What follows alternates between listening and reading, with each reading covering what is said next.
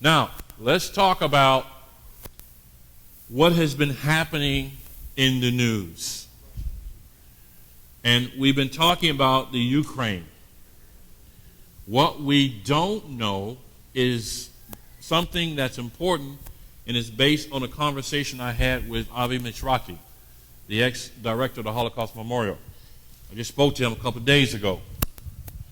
And I said, Avi, what is happening in the Ukraine? What is going on there? Mashamek. He said, those were the worst people during the Holocaust. I have pictures that I won't show you. I don't think it's appropriate. Of Ukrainian Nazis, which the Nazis were afraid of. The German Nazis feared the Ukrainian Nazis. I have pictures of Ukrainian Nazis shooting thousands of innocent Jews.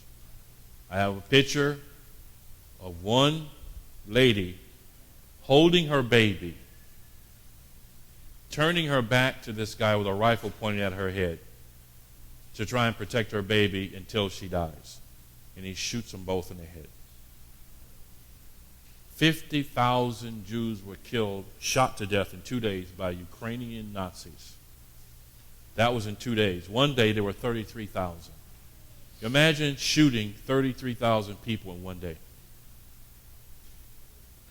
So when it comes to the Jewish mindset, the country of Ukraine, the Ukrainians were the worst people. Jews hate Ukrainians. They hate Ukrainians because they know the worst single-day atrocities happened in the Ukraine from 1939 to 1945. Poland, Auschwitz, all those different places, Czechoslovakia, Romania, Hungary, they were bad. Germany, Austria, they were bad. But the one place that history doesn't teach you about is the Ukraine. They were the worst. There was a leaflet that went out just a few days ago from the Ukraine telling the Jews they had to register. The reason why that's important to know is because in 1492, during the Spanish Inquisition, the Jews were told to register in order for the government to know who they are. And once they figured out who they were, it's time to go.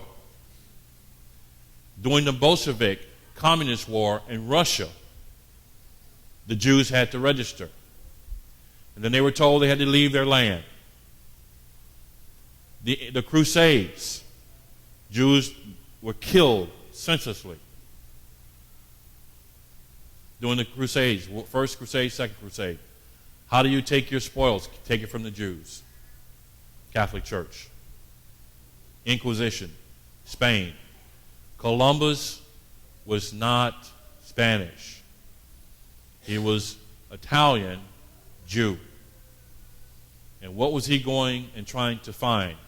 He convinced stupid and stupider Isabella and Ferdinand that they needed to find new land where there's gold and silver.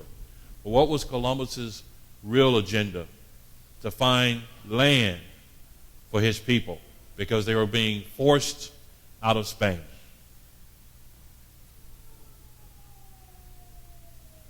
So, this leaflet that came out a few days ago, which says all the Jews have to register, was nothing new. It was the first step in what we know as a Holocaust. Yeah, it was real because guess what the Jews are doing now? They're leaving. A lot of Jews are taking Aliyah to Israel. And certain people said it was a fake because they don't want you to know the truth about it. And now we just sent troops to Czechoslovakia and Poland, America, in support of whom? Putin. The Ukrainians. This has caused an uproar in Israel because the Jews don't like the Ukrainians, and the Ukrainians don't like the Jews. It's reciprocated. That's why this letter that came out is very apropos. Because what is Ukraine trying to do? What is this whole Russian Putin thing? Well, Putin is trying to tell the whole world, you need to come back to home, which the Bible actually said that Russia will always be against Israel and always be a nation that will be a contender in the world's affairs. And so when Russia fell, what were we saying, Cynthia? Russia will be back. Russia will be back. And guess what Russia is doing now? She's going back home to her roots in communism and dictatorships. Why did she allow this breaking up of the Soviet Union? Because she was almost bankrupt. So America says, okay, if you create a democracy, we'll give you millions of dollars in support every month. And who wouldn't say yes? Now that Putin has got his economy back, he's saying, pooey on you. And don't tell me how to run my country, and don't tell me what to do. Now, what you don't know is that the Bible mentions a place called Scythians, the Scythians, or Scythia. And we're going to take a look at that. Ezekiel 38:39. The occasion in which Yahweh himself intervenes to quell the ill-fated invasion of Israel by MaGog and its allies. Look at the countries here. Persia, Cush. What is Persia today? See, some of you are not old enough and seasoned enough to know that Persia, Iran, Iraq in our day was called Persia, right? In our day, the good days, it's called Persia. We don't know nothing about no Iran and Iraq. When I was a kid, it was called Persia. In the Bible, it was called Persia. To me, it's still Persia. Iran, Iraq, fully on you. So, Persia, which is Iran and Iraq, Cush, which is North Africa, Libya, Ethiopia, those places, Put, which is Egypt, not Egypt, I'm sorry. Put is, I forgot what Put was. Libya, this is North Africa. Put is part of North Africa. Libya, Gomer, Togarmah, all these Gomer, Togarmah, Meshach, and Tubal are descendants of Gog and MaGog. Now, come on. And when you read Ezekiel 38 and 39, you hear a story about a nuclear fallout. I'm not going to bore you with the details, but it speaks of 7 years before you can go and clean up the place after a war that's coming. Why 7 years? Well, you being a citizen of the United States of America, you can order a document called nuclear fallout from the United States government. In other words, what do you do? In that document, it says you cannot go into a nuclear area, a nuked area, for 7 years. Why? Because the radiation poisoning is too high. And after 7 years, you send in specialists. And when you see a body, it says, don't touch the body. It says, make sure you mark the body. Guess where you find the same information? In Ezekiel 38, 39. Okay. Gog and MaGog. Now understand that what we know now as Ukraine, which is an old country, used to be called Scythia. The Scythians were a tribal people, and they were very warlike. The Chinese feared them. Some people say the Chinese built the Great Wall of China to keep themselves protected from the Scythians. That's pretty cool. Well, you're thinking about Og of Bashan. Okay, so the Hasidic Greek, or the didactic poet Greek, Herodotus wrote about these Scythians in the 5th century. Philo and Josephus also wrote about the Great Wall of China. It says the Great Wall of China was a rampart of Gog and MaGog. In other words, to keep the Scythians out. They built that. Can you imagine that great wall being built because you fear the people? They were bad. A Scythian boy at age 5, it says, galloping full speed on a horse, turn backwards, can hit a target at full blast on a horse at age 5. The Scythian bows that they found in archaeology were so hard to pull, they still exist to this day. Even the old bows cannot, it's hard for a normal human being to pull those bows. A kid did that at 5 years old in their society. So they were warriors. Huh? Now, Soviet archaeologists found from the uttermost parts of the earth. Here you go. This is the tip. Here's the United States. There's us right there. You can see us right there, right? Now, over here is you have the European Union, the Soviet Union, and China, India. But right here is Israel. That's Israel.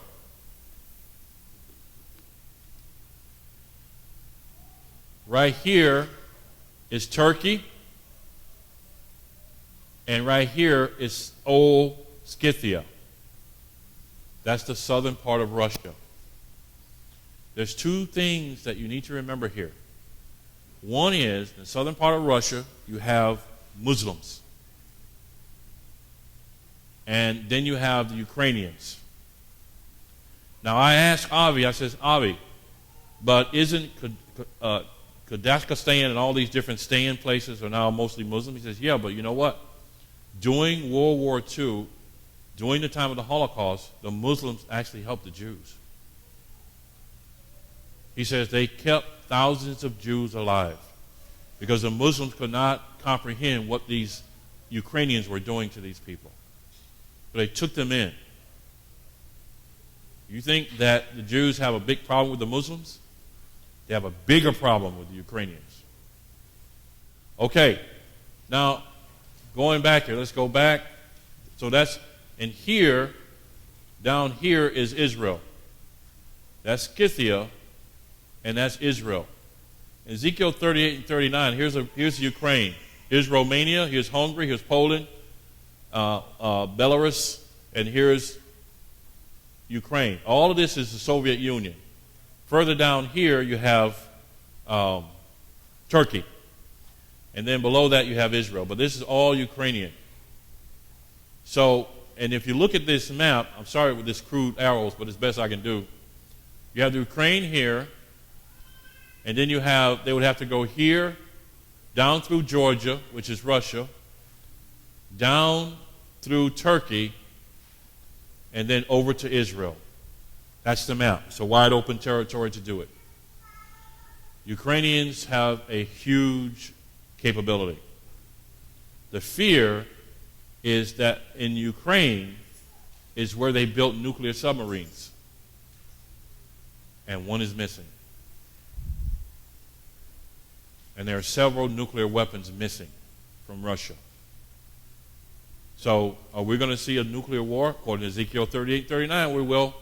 Now what happens next? War. What kind of war? Possible nuclear war. Because Israel is not going to tolerate the Ukraine. And she's not going to sit back while the United States supports one of her worst enemies and do nothing. And knowing that she can possibly have nuclear capability. Ukraine can. All right. Leftover weapons provide all the energy for the nation of Israel for 7 years. In Ezekiel 38:39, it says, Israel will take those weapons and use them as fuel for 7 years. Professionals are hired to clear the battlefield. They will wait 7 months, then clear for 7 months, bury the dead east of the Dead Sea. Why east of the Dead Sea? Because it's downwind. In other words, that wind will affect whoever's downwind of that wind. Because you may not know this, but if you were to take a nuclear test, a radiation test, some of you glow in the dark. Why? Because the cloud travels, and when it travels, it holds that radiation for quite some time. So all of you have some Chernobyl in you, whether you know it or not. It's radiation poisoning. And that, coupled with a lot of the things that we do with radiation in this country, your cell phones. More people now in America have tumors in their heads than any other time of our history. Why? Because the radiation in cell phones causes tumors. All right. If a traveler finds something the professionals have missed, he doesn't touch it. He marks the location and lets the professionals deal with it. Why? If Shmuel was nuked, you can't touch his body for 7 months. Why? Because it radiates with poison. And I will send a fire on Magog, and among them that dwell carelessly in the isles, and they shall know that I am Yahweh. Ezekiel chapter 39, verse 6. We're running out of time, so I'm not going to spend a lot of time on this, but next week I'll start with reading 38 and 39. You need to read it at home. 38 and 39. Now, interesting. Listen to this. This word right here, referring to the isles, if you look it up in history, it speaks of places where tin was made.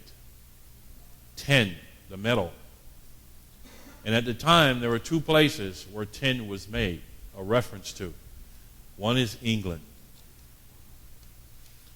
And the descendants of England are now America.